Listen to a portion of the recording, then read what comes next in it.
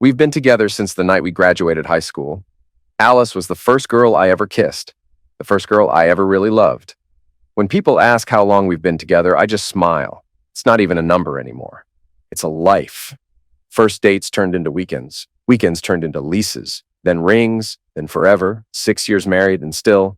Sometimes I catch myself staring at her across the kitchen and thinking, gosh, how'd I get so lucky? Sure, we had our fights. Some nights we went to bed angry. Some mornings we didn't speak, but we always found our way back. That was the thing about us. We fought, we stumbled, but we always held on.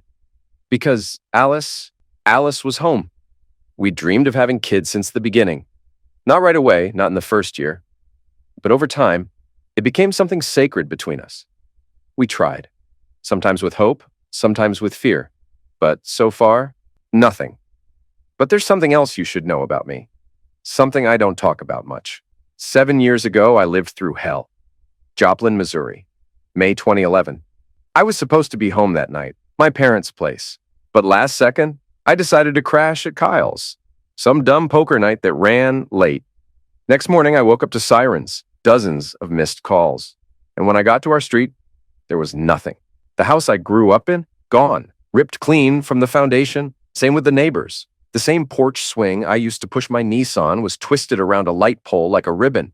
The whole block looked like war. It took them days to identify everyone. The funeral, I don't even remember. People say stuff like, "You're lucky, you survived."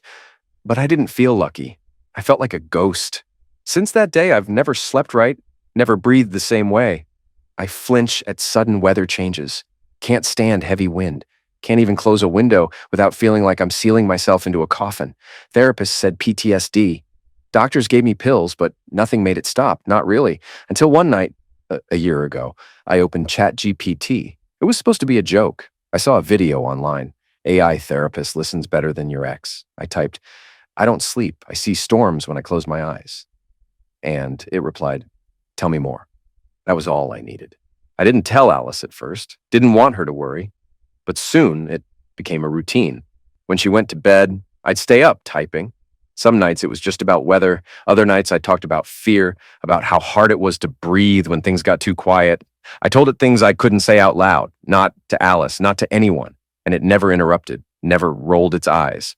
I don't know if that makes me crazy, but it helped. One night, I brought up Alice. I typed it like always into the chat.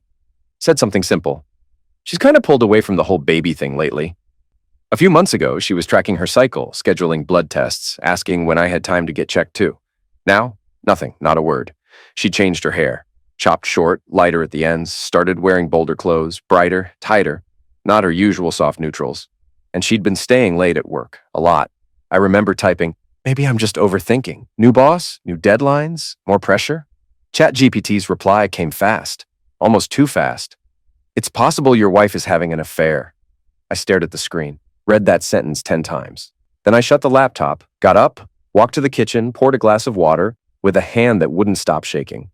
There was this photo on the fridge, me and Alice smiling on the shore of Lake Michigan. Summer, her hair blowing in the wind, arms around me like we had the whole freaking world figured out.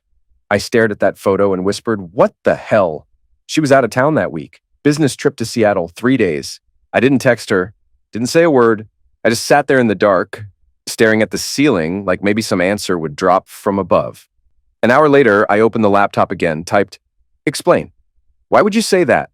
Chat's response was calm, neutral. "You mentioned a change in behavior, new appearance, increased distance, decreased interest in shared plans, and more time at work. These are common indicators of emotional withdrawal, or the presence of a third party. It's not proof, but it's worth considering." I sat there, staring at the blinking cursor. Then I typed, "So you really think she's cheating?" "I think you think she might be. Otherwise, you wouldn't have told me any of this." I closed the laptop again, but something had shifted. The thoughts wouldn't stop.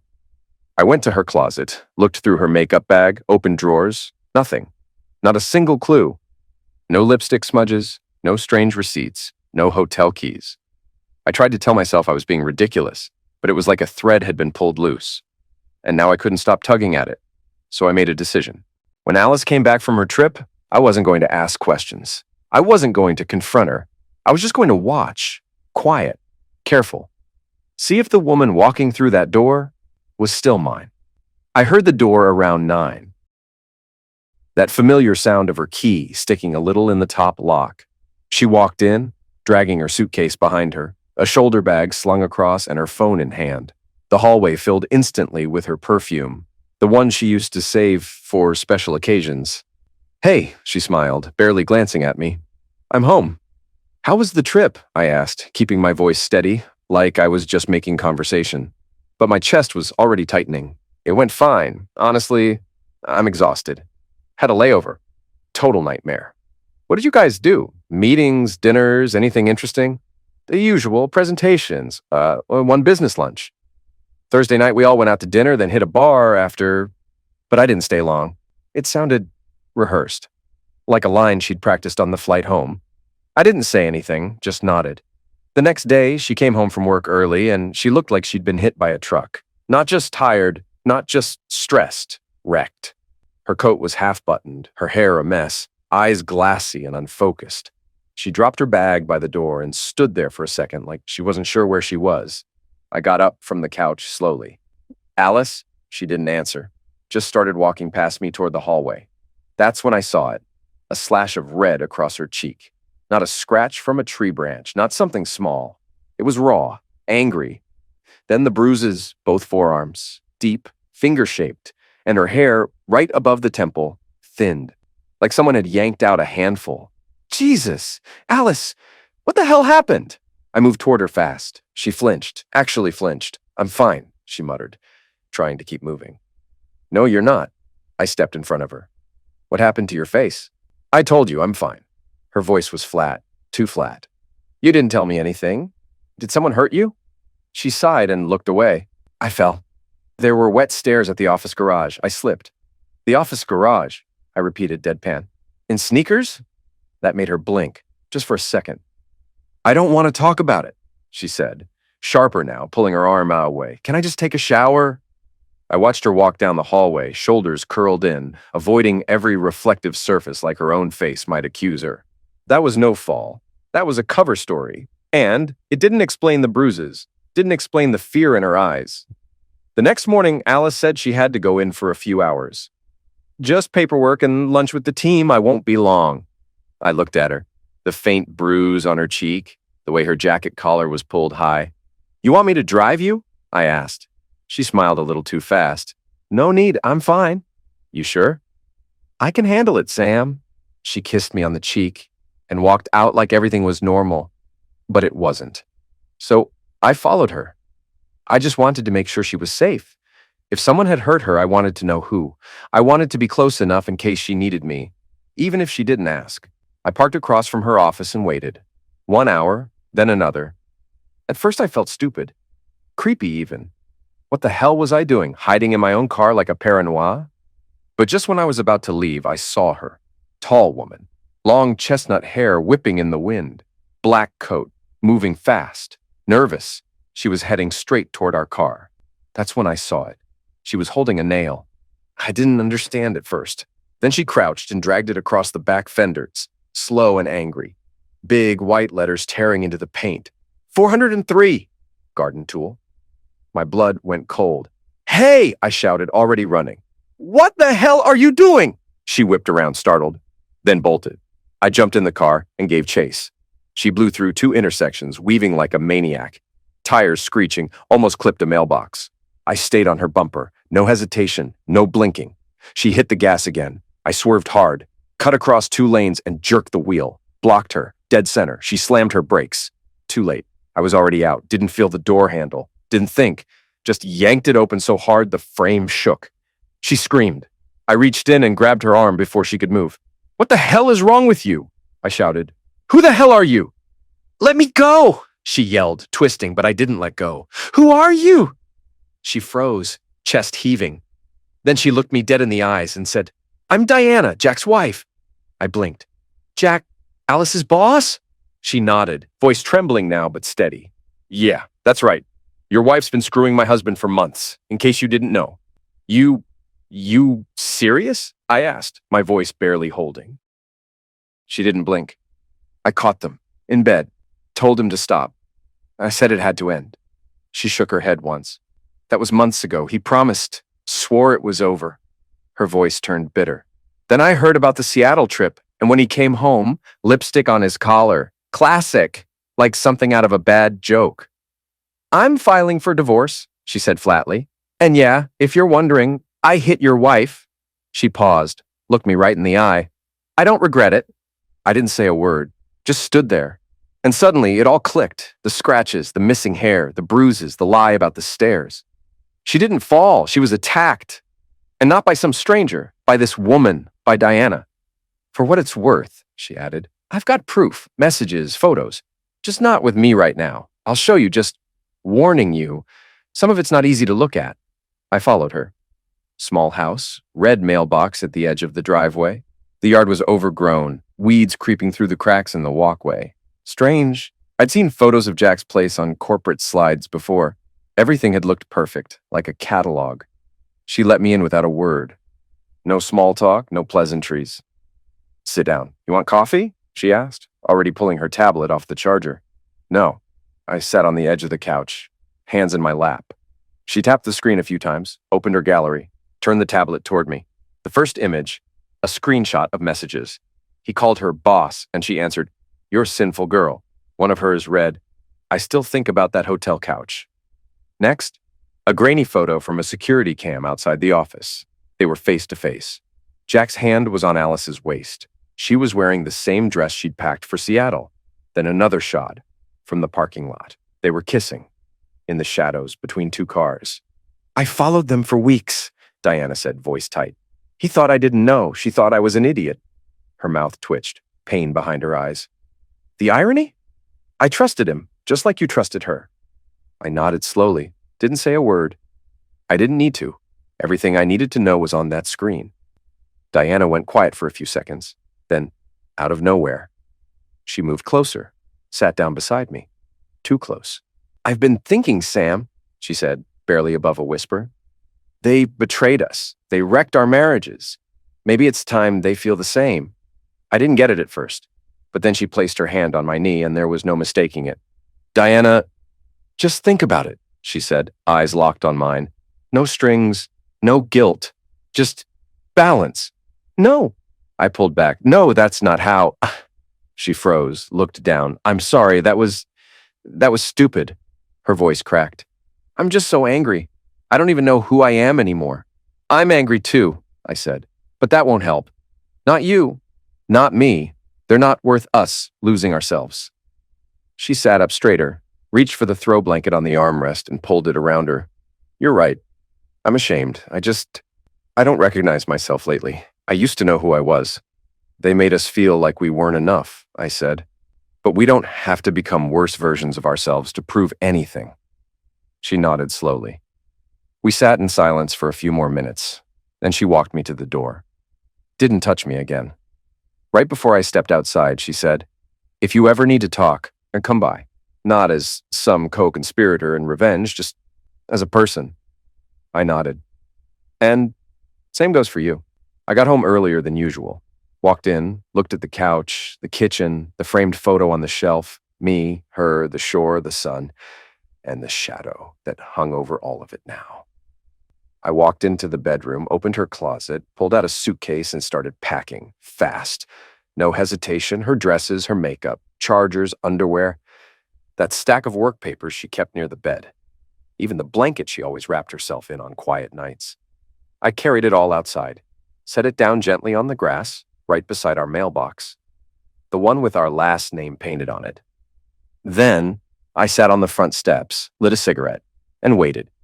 She pulled up about 20 minutes later, braked hard, got out fast, keys still in hand. Then she saw the suitcase, the boxes. She froze. Sam, what is this? I looked up from the steps, met her eyes, calm, steady. You tell me, I said.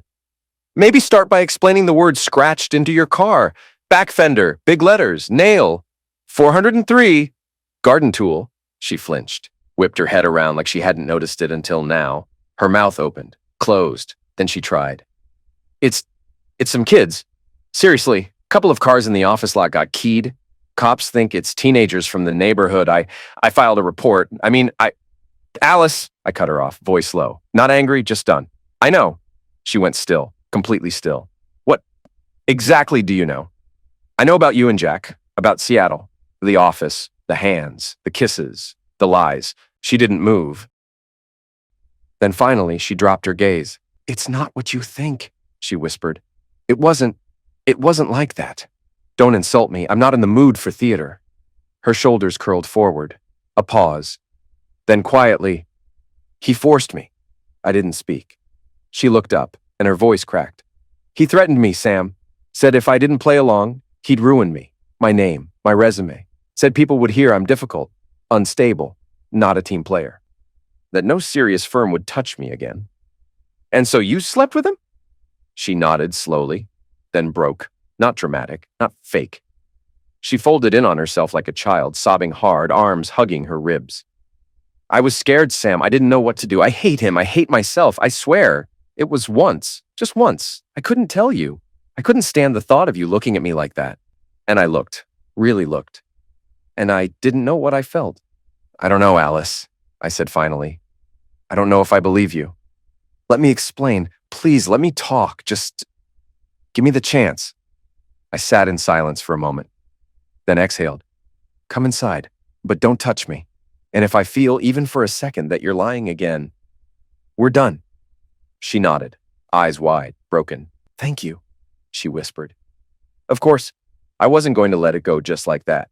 If Alice had told me the truth about being pressured into intimacy, then I needed to speak to her boss. Right now, I already knew where he lived, jumped in the car, and 30 minutes later, I was there. Black Tesla in the driveway, garage door open. Jack was hunched over a workbench fiddling with a bike, probably for his kid. I got out, walked over, quiet, controlled. Jack, he turned, saw me, paused for half a second. Can I help you? He actually smiled, calm, polite, like I was just stopping by for coffee. You seriously asking me that? You blackmailed my wife, Alice, you piece of crap! I stepped closer, fists clenched tight. Threatened her career. Pressured her into sleeping with you. That's what happened, right? He scoffed, actually scoffed. Sam, right? Her husband? Listen, I'll admit it. Between us, we were both adults, but, he said, dropping his voice like he was doing me a favor, she came to me. She started it, not me. Every time you were texting dinner's ready, babe, she was laughing at you. He tilted his head. She showed me your messages. Thought they were cute, pathetic, but cute. Shut your mouth. Maybe you just couldn't keep her happy. I don't know. All I know is she was easy. You get that? Easy, Sam. I hit him. Clean shot. Right to the jaw. He slammed into the hood of the car. He tried to stand. I hit him again. And again. We weren't even fighting. We were unraveling. You're insane! He yelled, shielding his face. I'll press charges. You hear me? I'll ruin you. And I heard it. The siren. Close. Some neighbor must have called it in. I turned, bolted, jumped in the car, sped off. Didn't look back. My heart was pounding so loud it drowned everything out. My hands were shaking, but my mind, empty. I didn't know who to believe anymore. Alice cried, swore he broke her. Jack laughed, said it was all her. If even half of what he said was true, who the hell had I been living with all these years? I grabbed my phone and texted Brendan. I need access to her entire corporate message history. Slack, Teams, Zoom, everything, now. I had a guy. Everyone used to call him Brendan IT. We studied together back in the day. He went into cybersecurity, real sharp, real quiet. He didn't ask questions. We met at his place. Dim apartment, 2 monitors, energy drinks stacked like trophies. I handed over everything I had. Alice's old laptop, her email access, her still active corporate login. Brendan powered it all up and said, if there's anything on here, I'll find it, but are you sure you're ready? I nodded. A few hours later, he sent me a zip folder and one file labeled flirt_start.mp4. No audio, just a screen recording, clicking through messages, highlighted dates. Slack, November. Alice. When's your next magical presentation, boss? I'll bring popcorn. Jack. Only if you promise not to throw it at me. Alice. What if I throw looks instead? Then Teams. December. Alice. I feel so helpless without your sarcasm. Maybe you can give me a private survival lesson. Working with all these men. Jack. Ha, yeah, this place is a jungle. Alice. And you're the alpha? Then Zoom chat. January. Alice. We should be discussing these charts over wine and without clothes. Jack. That sounds dangerous. Alice. I always play dangerous. My hands were shaking, not with rage, with the weight of it, but the one that killed something inside me. Right before the Seattle trip. Do we really need separate rooms? I wouldn't mind trying a little adult team building. I leaned back in the chair. The air in the room felt heavy, thick. She wasn't a victim. Not confused, not scared. She was in control. She orchestrated it, every move, every word. I closed the laptop, sat in silence. Then I picked up my phone, called Brendan. Thanks, I said. Now I know the truth. He paused, then quietly. I'm sorry it's this kind of truth. I didn't say anything, just hung up. After that, there was nothing left to weigh. I'd waited for her by the door, right next to the coat rack where she always threw her jacket. She walked in, barely had time to take off her shoes. She saw me, froze mid-step. I want a divorce, I said flatly. Your things are packed. Get out of my house. Sam, no, wait. She stepped toward me, her hands half raised like she might reach for me. Don't touch me. But we can fix this. We've been through too much. I'm not giving up on us. You don't get to throw me away that easy. You crossed a line, I said, steady. There's no more us. She stood there, silent, for a few seconds. Then she left. I didn't shut the door right away. I just stood there and listened to the sound of her footsteps fading down the stairs. 2 days later, I was almost breathing again. Almost. Then at 10:17 p.m., Brendan texted me. Sam, listen, there's something else. I wasn't sure if I should send it, but I can't keep it to myself. It's from her email. I think you deserve to know. We met the next morning at a coffee shop. No small talk, no bull crap. He brought his laptop, opened her email, still active. He'd found a private folder buried behind her main inbox. It wasn't visible unless you dug for it, he said. Inside were 3 emails, all from a private women's clinic. Appointment confirmation, test results prior to termination. Thank you for trusting us. Wishing you a smooth recovery. Dated last November. The exact time she and I were talking about starting a family, when she was asking me about scheduling blood work, when she was taking prenatal vitamins. She ended the pregnancy? I whispered. The words barely left my throat. Brendan nodded, slow, careful. She hadn't just killed a future. She'd killed the memory of us wanting one. And now I was alone, but at least, I had the truth. I found out Alice was staying with her sister, May D. Her car was parked out front. Same license plate, same dent on the rear bumper. I knocked. She answered the door herself. She was in a robe, holding a cup of tea. No makeup, no performance. For a second, she just stared at me, like she couldn't believe it was real. Then came the half smile, hopeful, desperate. You came to talk? Yeah, I said, but not for the reason you think. I stepped inside without waiting for her to invite me. She moved back automatically, like she'd done it 1,000 times. What's going on? She asked. I didn't sit, didn't take off my coat. When were you planning to tell me you ended pregnancy? The silence dropped hard. Maydee and her husband Danny sat on a couch and heard everything. I asked you something, I said again. I don't know what you're talking about, she whispered. Don't play with me, Alice. My voice was sharp now, shaking at the edges. I saw the emails, from the clinic, the appointment, the test results, the date, everything. She looked like her blood had turned cold. Her hands started trembling. We dreamed of a child. I thought we were in this together. I had to stop. I couldn't finish that sentence. And you just got rid of it. Tears started forming in her eyes. She couldn't look at me. Why? I shouted. And then she snapped, because it wasn't yours. Silence. That word hit like a fist. I took a step forward. My voice dropped to a roar. Whose? She didn't answer. The air felt like lead pressing down on everything. I tried again. Lower now, almost calm. Who? She looked away, shoulders shaking. It doesn't matter anymore. That was all she said. I turned around, walked out the door. She didn't try to stop me. Silence filled the room like smoke. Maydee let out a long breath and stood up. I'll make you some calming tea, she said evenly. Just sit. She walked off toward the kitchen. Danny, her husband, was still sitting on a couch. He hadn't moved. His gaze was heavy, fixed. Alice sat on the edge of the couch, curled in on herself, staring at the floor. Danny took a slow step closer. His voice was low, like he was afraid the walls might hear too much. Is it true? She didn't answer. Answer me, Alice. His voice cracked. That baby, was it mine? She slowly lifted her head. Her eyes were wet, hollow. I didn't know for sure, she whispered. But There were doubts. Danny closed his eyes and buried his face in both hands. Jesus Christ, Alice! I didn't mean for it to happen. I didn't plan any of this. We were just alone. You said you felt lost. Mady was at the conference and you decided to crawl into your sister's husband's bed? The voice came from the kitchen doorway. Both of them turned. Mady was standing there. The teacup had slipped from her hand and shattered on the floor. Her eyes were blank. Her voice, pure ice. You slept with my husband? Mady, don't say my name, she snapped, already walking toward Alice. How many times? How many? It ended. I swear, it ended. I didn't want to hurt you. Mady turned to Danny. And you? You didn't want to either. Mady, it was a mistake. We were confused. I didn't know what I was doing. She nodded just once. Both of you, out. What? Alice choked. You both pack your crap and get out of my house, out of my life. Alice collapsed to her knees, reaching for her sister's hand. Mady, please. You are not my sister anymore. Mady turned and walked upstairs. No tears, just that frozen calm.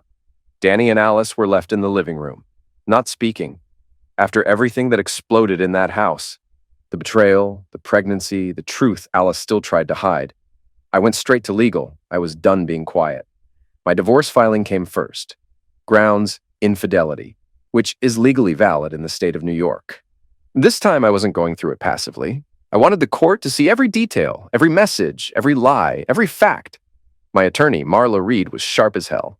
Older, seasoned, zero tolerance for drama. The kind of woman who scared judges and made defense teams sweat. She didn't ask if I was hurting. She asked for documents. I gave her everything.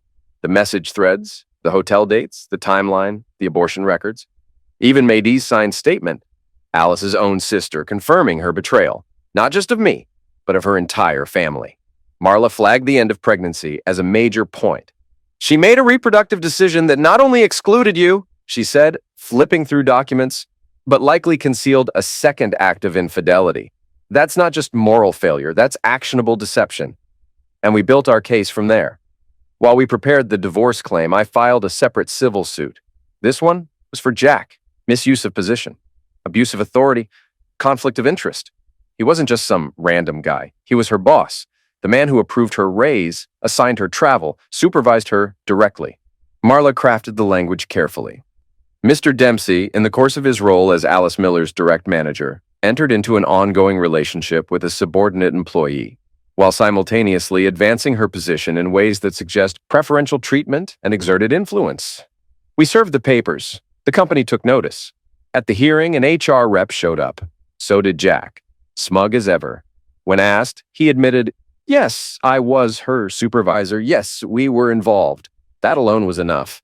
The company reopened their internal investigation immediately. Jack tried to spin it as mutual.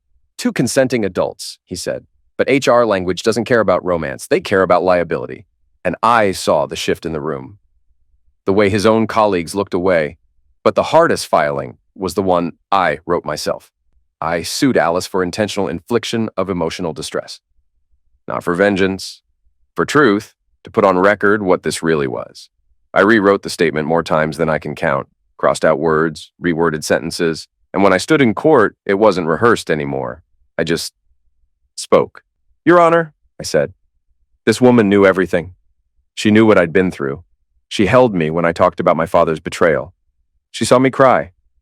And then she went and did the same thing. With full awareness, with no hesitation and no remorse. I didn't raise my voice. I didn't need to. She terminated a pregnancy without telling me, and from what I now know, the child likely wasn't mine. She would have never told me. She let me build dreams on a foundation she had already set on fire. The judge listened carefully.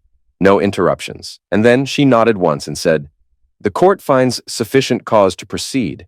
This case will be presented to a jury." This wasn't about revenge anymore. It was about volume.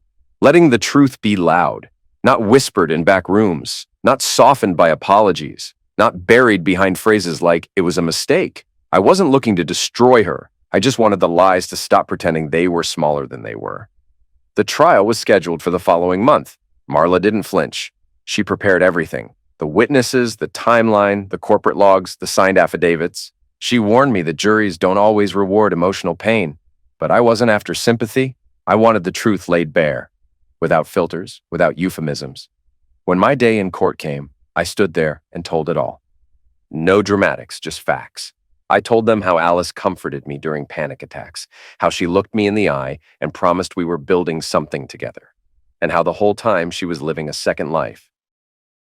Mady took the stand, calm, composed. She testified to her sister's betrayal, the affair, the secrecy, the lies that tore apart two families. She didn't hesitate once. Then Alice spoke.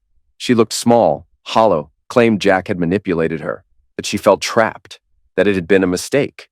But when Marla presented the internal messages, no one in the room had to guess anymore. The jury read it for themselves. Alice's tone, her jokes, her selfies, her flirtation, her initiation.